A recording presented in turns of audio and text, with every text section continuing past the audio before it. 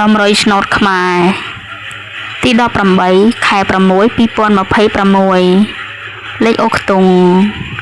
មានដូចជាខ្ទង់8ខ្ទង់0និងខ្ទង់5លេខរងមានដូចជា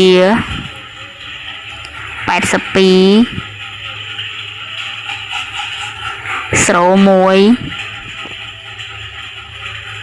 និង5កុដ3លេខមាន511និង903